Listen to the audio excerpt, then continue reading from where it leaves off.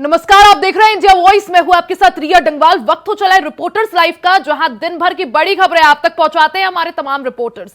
सबसे पहले बात कर लेते हैं आगरा की। सीएम योगी आदित्यनाथ आज आगरा के दौरे पर रहे। इस दौरान उन्होंने हिंदुत्व को लेकर बड़ा बयान दिया। क्या कुछ कहा, बता रहे हैं हमारे संवाददाता जीशान अहमद।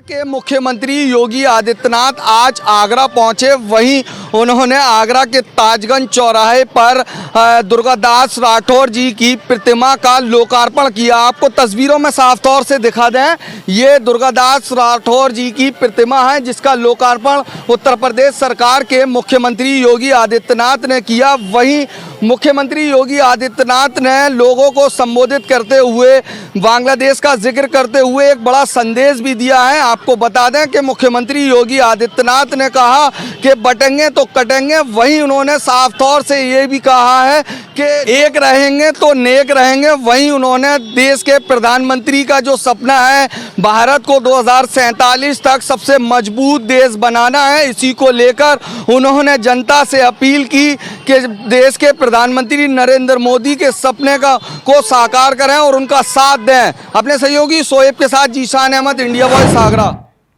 वहीं भारतीय जनता पार्टी ने कार्यकर्ताओं के हंगामे के बीच जम्मू कश्मीर में विधानसभा चुनाव के लिए अपनी दूसरी लिस्ट भी जारी कर दी है। ज्यादा जानकारी दे रहे हैं संवाददाता शुभम बोगल।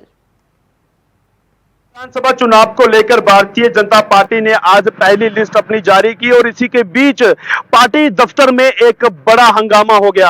आपको बताएं तो कुछ पार्टी के वर्कर जो हैं वो भारतीय जनता पार्टी के दफ्तर में पहुंचे और वहां पर एक बड़ा हंगामा किया और उनका साफ तौर पर कहना था कि पार्टी ने किस आधार पर इस बार ये जो उम्मीदवार दिए हैं वो किन चीजों को देखते हुए जो है वो दिए हैं। पर कहीं ना कहीं भारतीय जनता पार्टी के दफ्तर में ये कम से कम 1 से 2 घंटे के लिए ये हंगामा वहां पर रहा और पार्टी के कार्यकर्ताओं ने जो है अपनी टिकट को लेकर कि उनका नुमाइंदा कौन था, किन नुमाइंदों को देकर जो है किन चीजों को देकर जो है वो पार्टी ने इस बार ये टिकट का फैसला लिया है। कहीं ना कहीं हम ये कहें तो भारतीय जनता पार्टी के अपने घर में ही इस वक्त लड़ाई लग चुकी है और भारतीय जनता पार्टी के दफ्तर में आज एक बड़ा हंगामा हुआ। वीडियो जर्नलिस्ट राहुल के साथ Shubham Bogle, India voice, Jammu Kashmir. BJP ने कार्यकर्ताओं के हंगामे के बीच जम्मू कश्मीर में विधानसभा चुनाव के लिए अपनी दूसरी लिस्ट भी जारी कर दी है। ज्यादा जानकारी दे रहे हैं संवाददाता शुभम बोगल। विधानसभा चुनावों को लेकर लगातार भिन्न भिन्न पार्टियों की तरफ से जो याचिकाएं दी गई थी उनका रिजल्ट जो है वो कहीं ना कहीं सामने आ चुका है। तो अब बीजेपी की तरफ से पहली सूची जारी कर दी गई है, आम आदमी पार्टी की तरफ से पहली सूची जारी कर दी गई है और कहीं ना कहीं हम लोग इनसे अंदाजा जरूर लगा सकते हैं कि जम्मू कश्मीर में लगातार विधानसभा चुनावों को लेकर तैयारियां जो है वो जोरों शोरों पर है। सभी पार्टियों ने इन चुनावों को लेकर अपनी अपनी कमर कस ली है क्योंकि लगभग 10 साल के बाद चुनावी दंगल जो है वो जम्मू कश्मीर में होने जा रहा है। किस्सा कुर्सी का होगा कि इस बार विधायक की कुर्सी पर कौन बैठेगा और कौन होगा जम्मू कश्मीर का मुख्यमंत्री। ये फिलहाल जो है वो कुछ ही समय के बाद 4 अक्टूबर को ये बातें क्लियर हो जाएंगी और जम्मू कश्मीर को जो है वो अपना मुख्यमंत्री मिलेगा और आम जनता को अपना विधायक मिलेगा। और तैयारियों के लिए जो है वो पूरे तरीके से इलेक्शन कमीशन ऑफ इंडिया ने, सिक्योरिटी फोर्सेस ने, सभी भिन्न भिन्न विभाग जो हैं उन्होंने अपनी कमर कस ली है। वीडियो जर्नलिस्ट राहुल के साथ Shubham Bogle, India voice, Jammu. कुछ ही दिनों में जम्मू कश्मीर में होने वाले चुनाव को लेकर राज्य में सुरक्षा व्यवस्था के पुख्ता इंतजाम कर दिए गए हैं। ज्यादा जानकारी दे रहे हैं हमारे संवाददाता। को लेकर तैयारियां बिल्कुल शुरू हो चुकी हैं। आपको बताते चले तो लोगों की निगाहें बिल्कुल यहां पर थी कि जम्मू कश्मीर की विधानसभा सीटों पर कब जो है वो भारतीय जनता पार्टी अपनी लिस्ट जो है, सूची जो है वो जारी करेगी। आपको बताएं तो आज सुबह लगभग 10 बजे के करीब जो है पहली सूची जो है वो जारी कर दी गई और उसके साथ साथ ही आपको बताएं तो ऑफिशियल पेज से भी वो जो लिस्ट थी वो डिलीट हो गई। आपको बताते चले तो जैसे ही ये डिलीट होने के बाद जो है वो प्रतिक्रिया जो है वो शुरू हो गई और बताया जा रहा था कि लेफ्टिनेंट गवर्नर जो है मनोज सिन्हा जी वो अमित शाह जी के साथ एक मीटिंग करने के बाद जो है वो फिर से लिस्ट जो है वो जो है वो पब्लिक डोमेन में लाई जाएगी। आपको बताएं तो लगभग 1-2 घंटे के बाद जो है एक नई लिस्ट जो है वो भारतीय जनता पार्टी की तरफ से जो है जो लगभग 15 लोगों की जो लिस्ट थी पहले फेज की वो आउट कर दी गई है और 2 घंटे के बाद जो है ये लिस्ट जो है वो सामने गई। कहीं ना कहीं जब ये लिस्ट आउट की गई और क्या कुछ खासियत है और क्या कुछ बातें जो है कि वो लिस्ट क्यों काटी गई, क्यों उसके बाद 15 लोगों की लिस्ट जो है वो पब्लिक डोमेन में डालेगी, ये कहीं ना कहीं सोचने का विषय जरूर है। वीडियो जर्नलिस्ट राहुल के साथ Shubham Bogle, India voice, Jammu Kashmir. अब बात राजधानी दिल्ली की कर लेते हैं। दिल्ली के रिज में 1100 पेड़ काटने के मामले को लेकर मंत्री सौरभ भारद्वाज भड़क उठे और एलजी को इस मुद्दे पर खुली बहस के लिए चैलेंज कर दिया। क्या कुछ पूरा मामला जानकारी दे रहे हैं हमारे संवाददाता।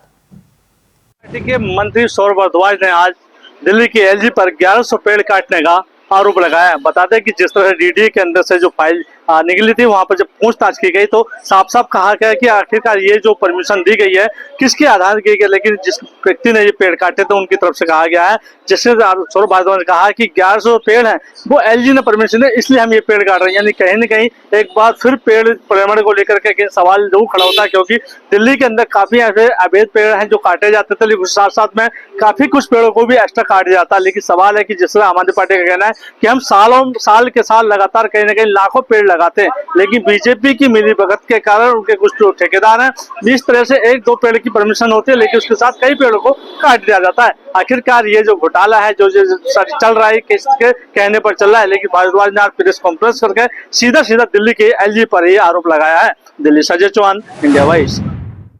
सीएम पद से हटाए जाने के बाद जेएमएम हाईकमान से नाराज चल रहे चंपई सोरेन नए सारथी की तलाश में निकल गए हैं। ज्यादा जानकारी दे रहे हैं संवाददाता अजय कुमार पांडे। सियासत में चंपई सोरेन नए सारथी का खोज में निकले दिल्ली के बाद जो है झारखंड की सियासत तेज हो गई है। अब चंपई सोरेन झारखंड के राजनीति में एक नया अध्याय शुरू करने जा रहे हैं और एक नए सारथी के भी खोज में निकले हुए हैं।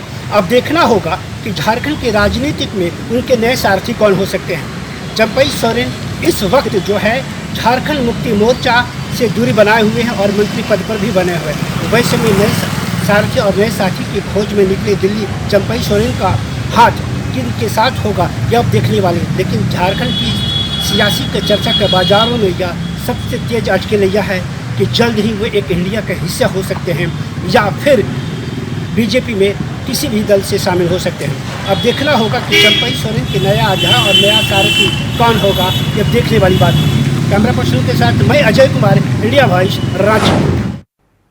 कोलकाता रेप और मर्डर केस के मुख्य आरोपी संजय रॉय ने पॉलीग्राफी टेस्ट में अपना जुर्म कबूल लिया है और यह भी कहा कि घटना से पहले वो रेड लाइट एरिया गया था। क्या कुछ उसने पॉलीग्राफी टेस्ट के दौरान कबूला है, ज्यादा जानकारी दे रहे हैं हमारे संवाददाता शिवम दुबे। मेडिकल कॉलेज में ट्रेनी महिला डॉक्टर के साथ बलात्कार और हत्या के मामले में सीबीआई लगातार पूछताछ कर रही है। आपको बता दें कि 7 लोगों का सीबीआई ने पॉलीग्राफ टेस्ट करवाया, जिसमें से एक मुख्य आरोपी भी है। मुख्य आरोपी का पॉलीग्राफ टेस्ट जब करवाया गया तो मुख्य आरोपी की तरफ से यानी संजय रॉय की तरफ से बड़ा खुलासा हुआ और आपको बता दें कि पॉलीग्राफ टेस्ट में संजय ने इस पूरी घटना को, जो दुष्कर्म किया था उसने अपना गुनाह कबूला। साथ ही साथ आपको बता दें कि सीबीआई ने संजय राय का मोबाइल चेक किया, जिसमें कई आपत्तिजनक तस्वीरें मिली। गर्लफ्रेंड की न्यूड तस्वीरें जो गर्लफ्रेंड ने उसकी भेजी थी वो उसमें थी। और साथ ही साथ आपको ये भी बता दें कि जिस तरीके से सीबीआई जब उसका मोबाइल चेक कर रही थी तो उसके फ़ोन से तमाम ढेरों सारे पॉर्न वीडियो भी मिले, जिससे उसकी मानसिकता का पता चलता है कि वो किस तरह से किस मानसिक स्तर पर जाकर इस घटना को अंजाम दिया था। तो लगातार सीबीआई पूछताछ कर रही है इस मामले में। सीबीआई हर उस पहलू को छूने की कोशिश कर रही है जिससे कि किसी न किसी एंगल तक जाया जा सकता है। उसके मोबाइल में न सिर्फ तस्वीरें मिली हैं, न सिर्फ वीडियो मिली है, बल्कि एक ऑडियो भी मिला है जो कि एक महिला पुलिस अधिकारी का है, जिसके साथ संजय आपत्तिजनक बातें कर रहा है, भद्दी भद्दी बातें करके दीदी संबोधित करते हुए इस तरह की बातें कर रहा है। तो ये सोच सकते हैं कि संजय राव की मानसिकता का स्तर क्या था। लगातार सीबीआई इस मामले में पूछताछ अभी भी कर रही है। कैमरामैन सुशील बैल के साथ में शिवम दुबे, इंडिया वॉइस, नोएडा। रायबरेली के गांव में महिला के साथ हुए गैंगरेप के मामले में एसपी से शिकायत के बावजूद भी कार्रवाई नहीं हुई, जिसके बाद लोगों में गुस्सा देखने को मिला। ज्यादा जानकारी दे रहे हैं संवाददाता राजू तिवारी।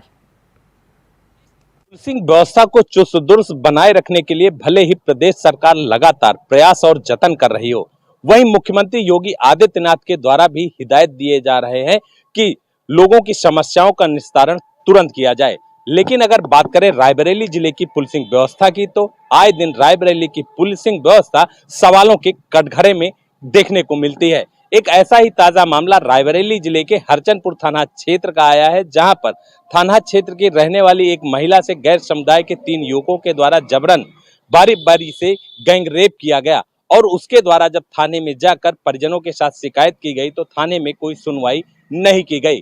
आरोप है कि जब थाने में शिकायत करने के बाद उसकी सुनवाई नहीं हुई तो वो पुलिस अधीक्षक की चौखट पर पहुंचकर वहां का दरवाजा खटखटाने पहुंच गई, जिसके बाद आनन फानन में हरचंदपुर पुलिस के द्वारा मामूली धाराओं में मुकदमा पंजीकृत किया और मामले पर पर्दा डालने का प्रयास किया। इस पूरे मामले को जब एबीवीपी और विहिप के कार्यकर्ताओं को जानकारी हुई तो तत्काल उनके द्वारा थाने का घेराव किया गया और थाने में नोकझोंक भी देखने को मिली। इतना ही नहीं, युवकों के द्वारा थाने की पुलिसिंग व्यवस्था पर सवाल उठाए गए हैं और पुलिस के खिलाफ नारेबाजी भी देखने को मिली है। साफ तस्वीरों में आप देख सकते हैं किस तरह से आक्रोशित संगठन के द्वारा पूरे मामले को बताया गया और जानकारी करने का प्रयास भी किया गया। जब पूरे मामले पे जानकारी हुई तो पुलिस व्यवस्था सवालों के घेरे में आई और पुलिस के द्वारा पूरे मामले में कार्यवाही करने की बात कही गई।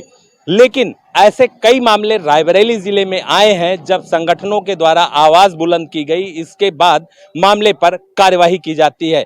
हरचंदपुर थाना क्षेत्र का ये मामला जब पूरे मामले में लोगों का आक्रोश जागा और लोगों के द्वारा कार्यवाही की मांग की गई, तब पुलिस कार्यवाही करने के बाद संगठन को किसी तरह से शांत कराई। लेकिन आपको बता दें कि जिस तरह से पूरे मामले में इस तरह की बातें सामने आती हैं वो कहीं ना कहीं पुलिसिंग व्यवस्था को सवालों के घेरे में जरूर खड़ा करती है। हालांकि अब देखने वाली बात होगी कि जब ऐसे पुलिस अधिकारियों पर सवाल उठते हैं तो उन पर किस तरह की कार्यवाही पुलिस अधीक्षक यानी रायबरेली जिले के मुखिया के द्वारा सुनिश्चित की जाएगी, ये तो देखने वाली बात होगी। लेकिन अभी तक अगर बात करें जिस तरह से रायबरेली की पुलिसिंग व्यवस्था की जा रही है, इस पर लगातार सवाल खड़े हो रहे हैं और जिले में अलग अलग प्रकार से धरना प्रदर्शन और लोगों के द्वारा उग्र प्रदर्शन किया जा रहा है। अब इस मामले में चूंकि गैंग रेप जैसे मामले को अगर पुलिस दबाएगी तो लोगों को न्याय कहां मिलेगा, इस तरह के सवाल भी खड़े हो रहे हैं। तो अब बता दें कि जिस तरह से 3 गैर समुदाय के युवकों के द्वारा एक महिला के साथ जबरन गैंग रेप किया गया था और इस मामले में एसपी से शिकायत होने के बावजूद भी कार्यवाही नहीं की गई, तो अब देखने वाली बात होगी क्या संगठन के द्वारा जो धरना प्रदर्शन किया गया है इस मामले को लेकर क्या पुलिस कार्यवाही करती है। हालांकि पुलिस के द्वारा जरूर कहा गया है कि जल्द ही कार्यवाही की जाएगी, लेकिन अब देखने वाली बात होगी कि कार्यवाही किस तरह से और कब की जाती है। Raju Tiwari, India Voice, Raebareli. सपा और कांग्रेस पर बीएसपी प्रमुख मायावती ने हमले तेज कर दिए हैं। इस दौरान मायावती ने गेस्ट हाउस कांड को लेकर एक्स पर पोस्ट किया, क्या कुछ कहा और क्या कुछ लिखा, संवाददाता मोहम्मद आसिफ ज्यादा जानकारी दे रहे हैं। बसपा प्रमुख मायावती ने सपा और कांग्रेस पर हमले और भी तेज कर दिए हैं। गेस्ट हाउस कांड की याद ताजा करते हुए बसपा प्रमुख मायावती ने कांग्रेस और समाजवादी पर ताबड़तोड़ हमले किए।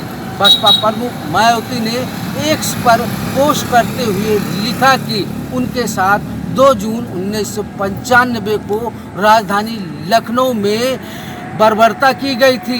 गेस्ट हाउस में हुई इस बर्बरता की याद ताज़ा करते हुए बसपा प्रमुख मायावती ने कहा कि उस समय केंद्र में कांग्रेस की सरकार थी और कांग्रेस ने कोई भी कार्रवाई नहीं किया था। वहीं बसपा प्रमुख मायावती ने यह भी ऐलान किया कि आने वाले दिनों में वह कांग्रेस और समाजवादी पार्टी से कोई समझौता नहीं करेंगी। आरक्षण और जातिगत जनगणना को लेकर बसपा प्रमुख मायावती ने कहा कि वह इसकी लड़ाई अकेले दम पर लड़ेंगी। कांग्रेस और सपा सिर्फ स्वार्थ की राजनीति करते हैं। बसपा प्रमुख मायावती ने यह भी साफ कर दिया कि कुछ लोग अफवाह फैला रहे हैं कि वह राजनीति से संन्यास लेने जा रहे हैं। इस पर भी बसपा प्रमुख मायावती जमकर बिखरी, कहा कि वह संन्यास नहीं लेने जा रहे हैं। कहने का मतलब बसपा प्रमुख मायावती ने संन्यास लेने की अफवाहों पर भी पूरी तरह से विराम लगा दिया और यह भी साफ कर दिया कि आने वाले चुनाव में सपा कांग्रेस से कोई समझौता नहीं करेंगे। फिलहाल जिस तरह से बसपा प्रमुख मायावती क्रीमी लेयर आरक्षण और जातिगत जनगणना को लेकर कांग्रेस और समाजवादी पार्टी पर लगातार निशाना साध रही। इससे इन दोनों पार्टियों की टेंशन भी बढ़ती जा रही है, क्योंकि जिस तरह से पीडीए फार्मूले पर सपा चुनाव लड़ती है, अगर दलित का बड़ा वोट बैंक समाजवादी की तरफ जाने के बजाय किसी दूसरे दल की तरफ गया तो कहीं न कहीं सपा को इसका नुकसान भी झेलना पड़ सकता है। वो और वही स्थिति कांग्रेस के सामने भी खड़ी हो सकती है। फिलहाल इस तरह से बसपा प्रमुख मायावती अब अकेले दम पर चुनाव लड़ेंगी। अब देखना यह बाकी है कि ऐसे ऐलान के बाद, ऐसे फैसले के बाद बसपा को कितनी सफलता मिलती है। सहयोगी इसरार के साथ आसिफ बेग, इंडिया वॉइस, लखनऊ। वहीं बीएसपी प्रमुख मायावती कल कार्यकारिणी की बैठक करने वाली है। माना जा रहा है कि इस बैठक में जम्मू कश्मीर, हरियाणा और महाराष्ट्र चुनाव पर चर्चा हो सकती है। क्या कुछ इस बैठक में संभव है, कितने बजे यह बैठक होगी, ज्यादा जानकारी दे रहे हैं संवाददाता मोहम्मद आसिफ। मंगलवार को बसपा की राष्ट्रीय कार्यकारिणी की एक अहम बैठक बुलाई गई है, जिसमें मायावती को एक बार फिर से राष्ट्रीय अध्यक्ष चुना जाएगा और साथ ही साथ इस बैठक में उपचुनाव को लेकर मंथन होगा। हरियाणा और महाराष्ट्र के विधानसभा चुनाव की तैयारियों को लेकर बसपा प्रमुख मायावती जायजा भी लेंगी। कहा यह भी जा रहा है कि कुछ निष्ठावान पदाधिकारियों का कद भी बढ़ाया जा सकता है। बता दें कि हर 5 साल में बसपा के राष्ट्रीय कार्यकारिणी की अहम बैठक होती है, जिसमें राष्ट्रीय अध्यक्ष का चुनाव होता है। 5 साल के भीतर सितंबर महीने में राष्ट्रीय कार्यकारिणी की होने वाली बैठक इस बार 1 महीने पहले हो रही है, यानी कि सितंबर। उत्तराखंड में एक बार फिर से सशक्त भू कानून की मांग जोर पकड़ने लगी है। पूर्व सीएम हरीश रावत इसे लेकर बड़ा बयान उन्होंने दिया। क्या कुछ उन्होंने दावा किया है, ज्यादा जानकारी दे रहे हैं संवाददाता अभय कैंतुरा। में सशक्त भू कानून की मांग एक बार फिर जोर पकड़ने लगी है। पूर्व मुख्यमंत्री हरीश रावत ने सोशल मीडिया पोस्ट करते हुए भाजपा सरकार पर निशाना साधने का काम किया है।